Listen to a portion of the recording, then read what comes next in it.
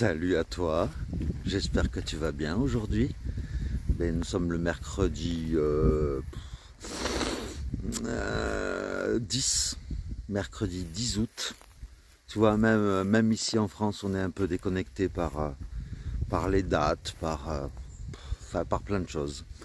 Et donc, pendant que Sophie termine de se préparer, moi ça va, hein, plus ça va et plus je suis organisé.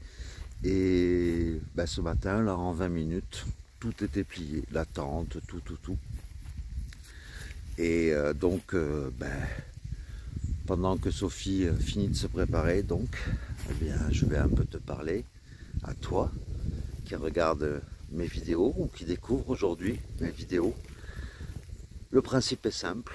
Je suis parti sur les chemins de Compostelle il y a de cela un peu plus de 3 mois, 4 mois, pardon.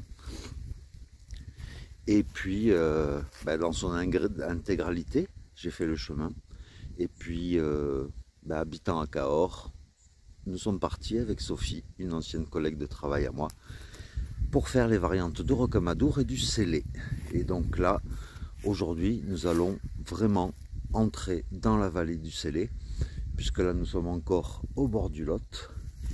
Et là, ce matin, pour commencer la journée, nous allons aller au village, un des plus beaux villages de France, Saint-Cyr-la-Popie. Un petit village perché comme ça, en bord de vallée du Lot. Et puis on ira prendre notre petit déjeuner là-bas. En plus, c'est facile. Le chemin qui mène à Saint-Cyr-la-Popie, il est juste là derrière. Donc, c'est impeccable. Donc voilà, j'espère que tu es prêt. Et on y va? Ok? C'est parti alors. Allez, let's go! Et voilà, dès qu'on sort de l'aire de camping, on tombe sur une œuvre faite de troncs de platane et de plaques de calcaire sur le dessus. Et pour accéder à Saint-Cyr-la-Popie, nous allons emprunter un chemin de halage. Nous n'y sommes pas encore, mais pour l'instant, nous longeons les falaises qui sont éclairées par le soleil levant.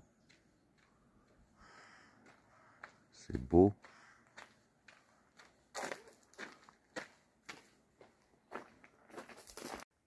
Et tout le long du parcours, nous tombons sur plein de petites cavités, comme là, une véritable grotte en fait.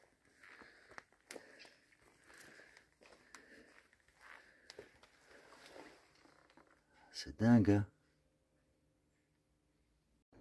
Et regarde un peu le calme de la rivière Lot, toute plate, avec le soleil qui se lève petit à petit sur les falaises. Qu'est-ce que c'est beau!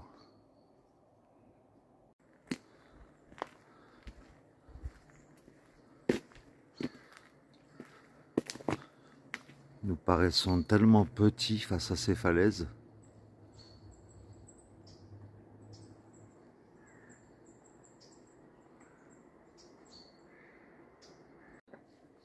Et là, nous commençons à entrer réellement dans le chemin de halage.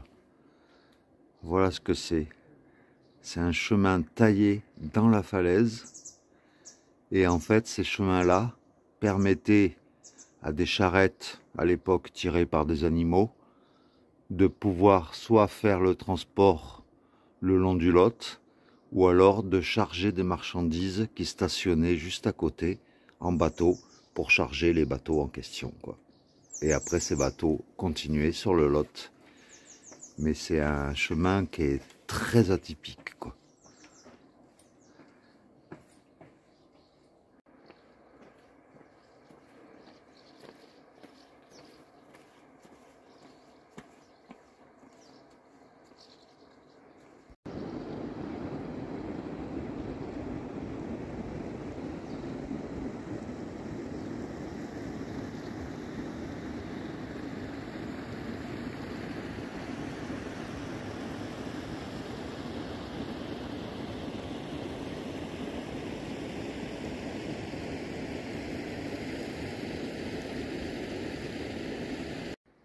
Et là, nous sommes au niveau d'une écluse puisque sur le Lot, il y a énormément d'écluses pour pouvoir franchir la rivière.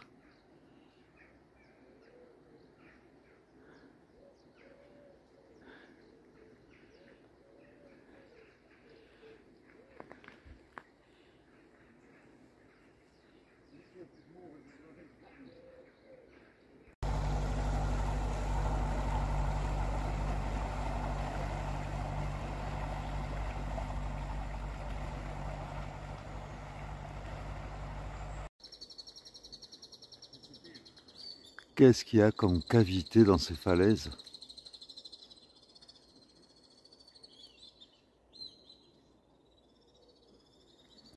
Et concernant le chemin de halage, il a été construit et taillé dans la roche en 1845. Et comme je te l'ai dit juste avant, ça permettait essentiellement de transporter du vin de Cahors dans des tonneaux, des prunes séchées, et parce que ici c'est le pays de la prune. Et donc c'est bien ce que je disais, en fait ça permettait de charger des marchandises sur des gabarres, c'est-à-dire des bateaux à fond plat. Ce qui fait que c'était beaucoup plus facile pour naviguer sur le Lot.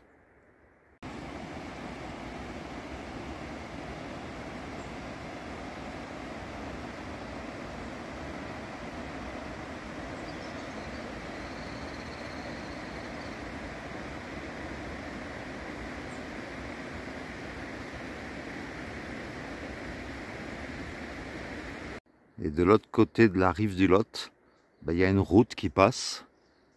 Et la route est taillée dans la falaise également. Et là, par exemple, on voit un tunnel avec des arches. Eh bien, pour monter à Saint-Cyr-la-Popie, nous avons opté pour prendre un chemin qui grimpe hyper raide sur plusieurs centaines de mètres. Sinon, tu as le choix de continuer à longer le Lot et de passer par la route. Alors, Saint-Cyr-la-Popie fait partie des plus beaux villages de France et il a la chance d'avoir été entièrement conservé avec ses maisons médiévales de l'époque. D'ailleurs, si tu veux un conseil pour visiter Saint-Cyr-la-Popie, tu y viens avant 9 h le matin et tu n'auras personne comme nous on est en train de le faire, quoi. Parce qu'après, c'est un village qui est pas mal visité et donc après c'est un peu comme à Rocamadour, quoi. Il y a énormément de monde.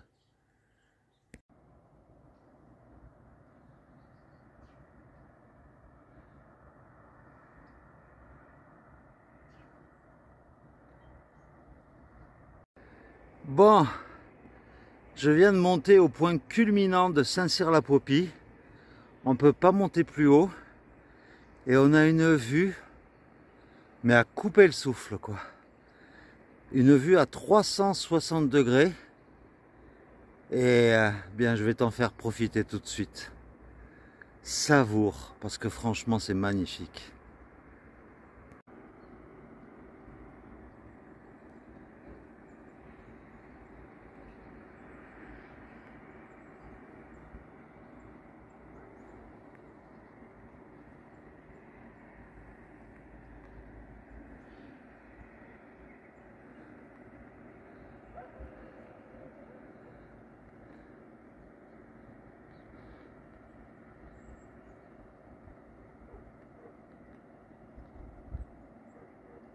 Et aux personnes qui ont le vertige, attention, sensation forte.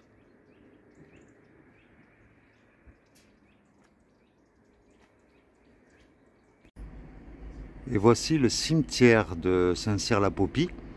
Eh bien, c'est un des rares cimetières, vu l'étroitesse du village, où les sépultures sont enterrées avec les cercueils à la verticale. Et c'est vrai qu'il est tout petit, ce cimetière.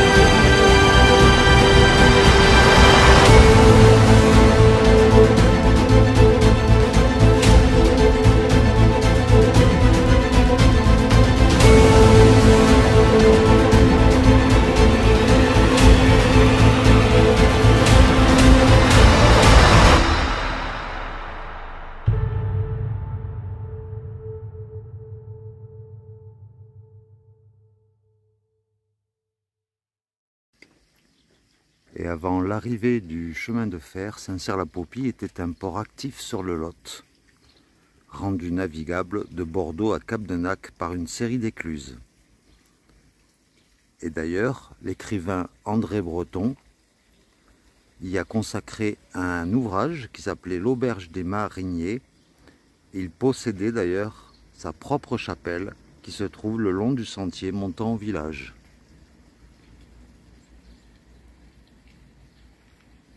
Eh bien, ce joli petit moulin qui enjambe le Lot et l'écluse, eh bien, lors de la dernière grande crue de 1920, l'eau était montée en haut du toit que tu vois là, du moulin.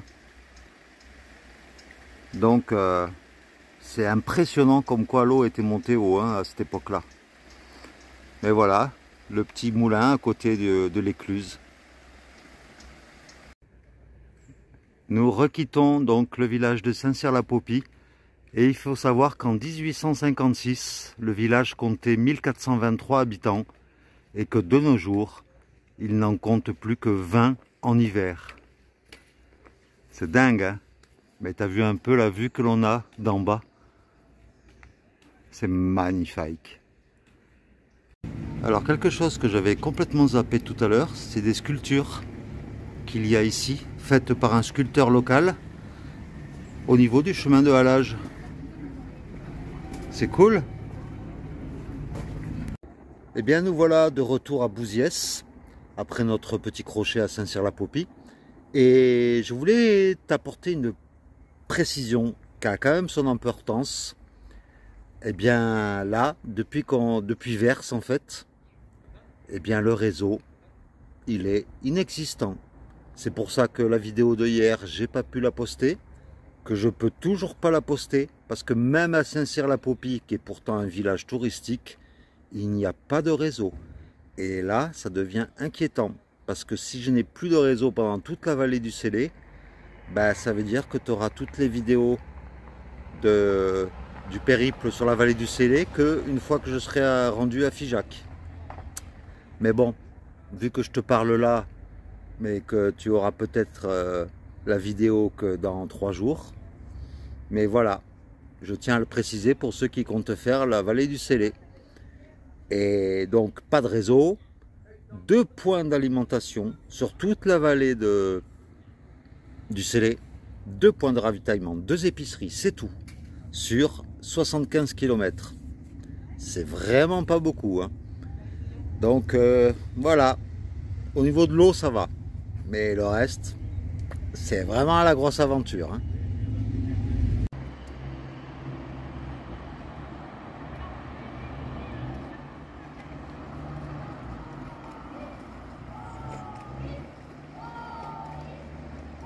T'as vu un peu cette construction dans la falaise? On dirait un petit château avec ses créneaux en haut. C'est impressionnant quand même, hein, avec une grosse faille au-dessus.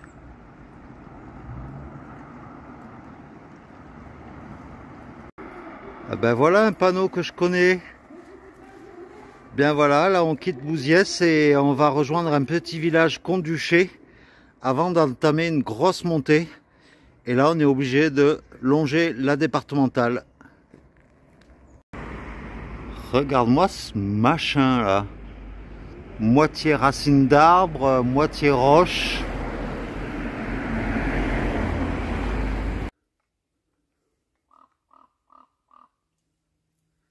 Quel est ce bruit d'oiseau bizarre? Je croyais que c'était un sanglier au départ. Et bien après une grosse montée, là nous sommes sur un plateau avant une autre montée, au milieu d'une forêt de pins. Ben voilà, nous entamons la deuxième montée. Et j'ai oublié de te préciser tout à l'heure que nous sommes officiellement sur le JR 651. Là ça y est, on est sur la variante du Célé. Et j'en profite également pour te montrer un beau paysage.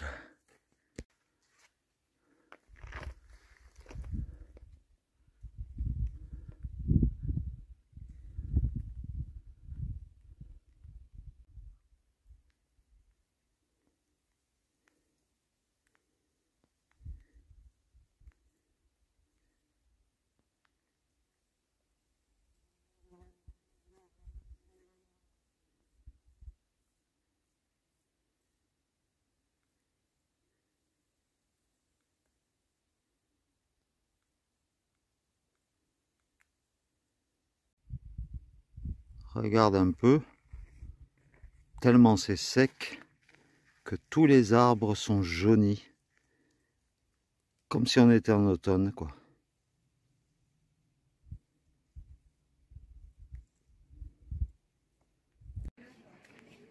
Alors, dans la descente qui nous amène à Cabreret, on tombe sur la grotte de Pêche-Merle. Et pour l'avoir visité, pardon, quand j'étais petit, eh bien, c'est une des rares grottes qui est originale et dans laquelle tu peux encore voir des dessins rupestres de l'époque, et ce sont les dessins originaux. Donc voilà, c'est à noter. Et je vais te montrer juste un exemple de ce que tu peux voir à l'intérieur. Mais c'est plutôt sympa comme dessin rupestre. Voilà un peu ce que tu peux voir à l'intérieur. Voilà, c'est quand même sympa, non?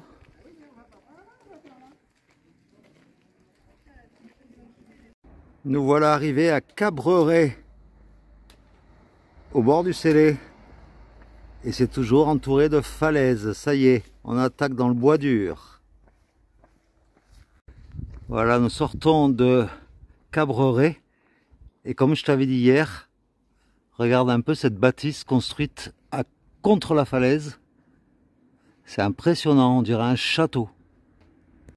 Bon alors, pour sortir de Cabreret, c'est le merdier. Parce que il y a des indications de marquage de GR qui te mènent nulle part, qui s'arrêtent d'un coup.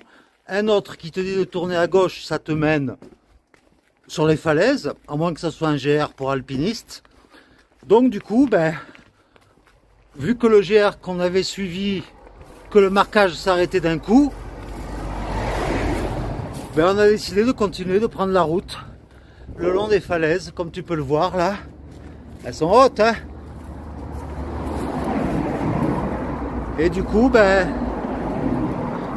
on va rejoindre Sauliac-sur-Célé, où on a trouvé pour recharger nos batteries, parce qu'avec la chaleur, elles se déchargent à vitesse grand V. Ça, c'est un gros problème. Et au niveau hébergement, c'est aussi la merde au niveau de la vallée du Célé pour trouver des hébergements. Donc, on a trouvé un hébergement, un gîte qui était complet, mais qui accepte qu'on plante la tente dans le jardin. Donc c'est nickel. Et par contre, on a dû s'alimenter en bouffe à Cabreret, parce que voilà, au niveau de la bouffe aussi, c'est la dèche. Donc voilà, sache que si tu fais la vallée du Célé, au niveau nourriture, réseau, le réseau, il n'y a rien. Et au niveau eau, l'eau non, l'eau ça va encore. Mais au niveau hébergement, bouffe et réseau, il n'y a rien. Voilà. Voilà, au bord de la route, comme tout à l'heure, enfin ce matin pour nous, il y a plein de petites grottes comme ça. Et rien que le fait d'être à l'entrée, on sent la fraîcheur de la roche. Pour bivouaquer, ça serait impeccable. Retour à l'âge de pierre. Salut Pierre! Bon voilà, on s'est trouvé un petit coin, faute de marcher sur la route. On s'est trouvé un petit coin au bord du Célé, qu'on en profite un peu de ce Célé, puisqu'on passe dans sa vallée, mais on passe pas trop à côté. Et donc là, c'est dans le même genre d'endroit que je venais il y a quelques années, avec ma petite chienne. Autre exemple de maison construite contre la falaise. Nous sommes dans un tunnel de roche. J'ai l'impression de naître et de sortir du ventre de ma mère. Ou d'être une crotte qui sort d'un cul. Voilà le musée de l'insolite. Pareil, dans une maison construite à flanc de falaise. Et il y a plein d'œuvres d'art un peu bizarres.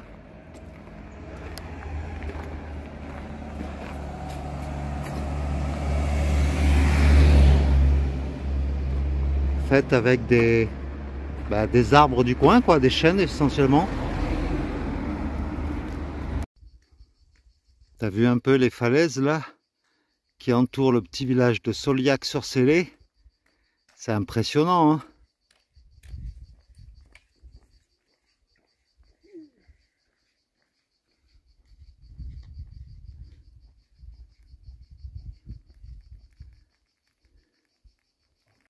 Quel intérêt de construire une maison là-haut, en haut de la falaise? Parce que bon, il y a de la falaise au-dessus et il y a de la falaise en dessous quand même, hein? Bienvenue à Sauliac-sur-Célé. Et tu sais quoi? Eh bien, Sauliac, c'est un village étoilé. C'est-à-dire qu'il fait partie du triangle noir du Quercy, dont je t'ai parlé il y a 2 jours. Ça va être top! Et voici la vue que l'on a depuis la terrasse du gîte.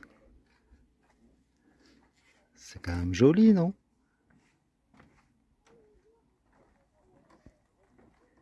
C'est perdu dans la nature. C'est à côté de Sauliac-sur-Célé. Et donc une petite terrasse.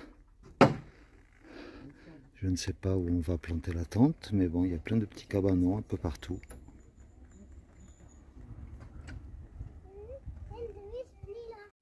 Alors, tu te demandes peut-être où c'est que je suis là actuellement? Non, ce n'est pas ma tente, bien sûr que non.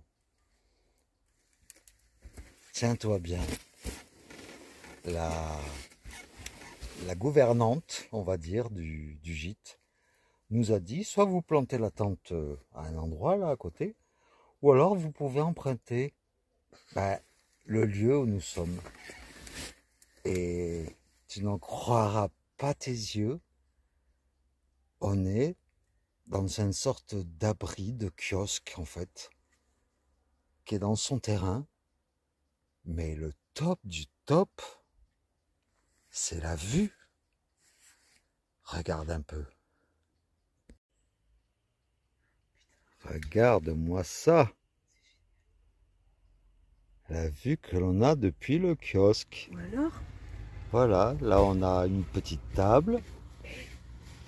Et donc, Sophie elle va dormir là, moi je vais dormir ici.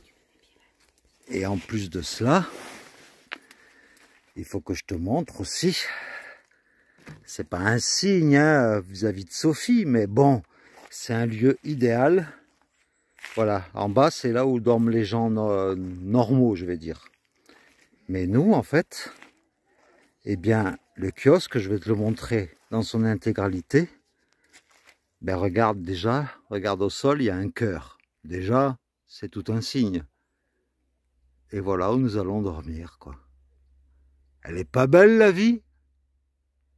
Et regarde autour, c'est la nature, la pleine nature.